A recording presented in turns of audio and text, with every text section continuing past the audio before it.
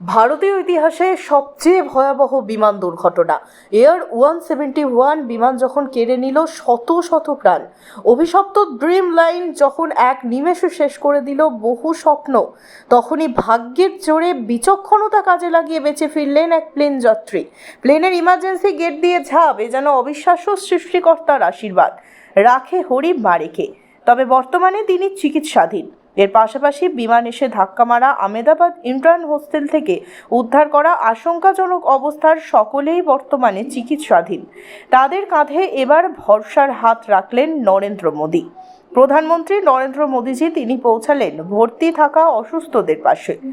গতকাল বৃহস্পতিবার লন্ডনগামী air Indian বিমান ভেঙে পড়ে আহমেদাবাদের ইন্টার্ন হোস্টেলের উপর, আর রাত পেরালেই এবার শুক্রবার ঘটনাস্থল ও হাসপাতাল পরিদর্শন করলেন প্রধানমন্ত্রী নরেন্দ্র মোদী। দেখছেন সেই চিত্র, যেখানে প্রধানমন্ত্রী নরেন্দ্র মোদী তিনি উপস্থিত হয়েছেন ঘটনাস্থল পরিদর্শনে। এখনো পর্যন্ত যে দৃশ্য দেখা যাচ্ছে সেখানে চারিদিকেই প্রায় ধ্বংসস্তূপ। অর্থাৎ গতকাল আমরা যে ঘটনা দেখেছিলাম, চারিদিকে কালো ধোঁয়ায় ভরে গিয়েছিল আকাশ, সেদিকেই তাকানো যায় শুধু ছাই আর চাপা আগুন, দলা পাকানো মৃতদেহ।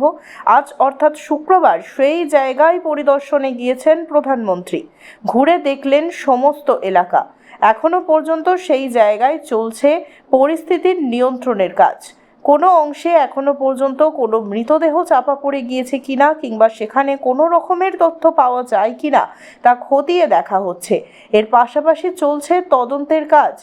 পাশাপাশি নরেন্দ্র মোদীজি তিনি হাসপাতাল পরিদর্শনেও পৌঁছে গিয়েছেন।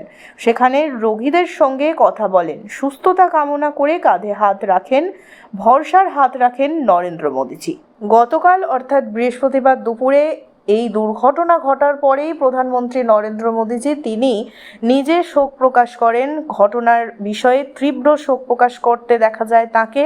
এর পাশাপাশি আমরা দেখেছিলাম বিভিন্ন দেশ থেকে সেখান থেকেও বিভিন্ন শোক বার্তা আসে ভারতের উদ্দেশ্যে, এবং সেই সমস্ত আহতদের পরিবার এবং যারা মারা গিয়েছেন তাদের পরিবারের সঙ্গে দেখা করবেন, এমনকি তাদের সাথে কথা বলার চেষ্টা করবেন, এমনটা জানা গিয়েছিল আগে থেকেই। ঠিক সেই মতোই শুক্রবার সকালে দেখা গেল একই রকম চিত্র। শুক্রবার সকালে নরেন্দ্র মোদীজি তিনি উপস্থিত হলেন হাসপাতালে প্রত্যেকটি রোগীর সঙ্গে দেখা এবং তাদের সঙ্গে কথা বলা, তাদের কাঁধে ভরসার হাত রাখেন তিনি। এর পাশাপাশি দুর্ঘটনাস্থল সেখানেও পরিদর্শন করেন তিনি, এবং তার সাথে ছিলেন আরও অনেকেই। মোটামুটি বলাই যায় সমস্ত ঘটনাস্থল পরিদর্শনের পাশাপাশি বিষয়টিতে তদন্ত কতটা এগোচ্ছে সেদিকেও নজর রাখেন তিনি।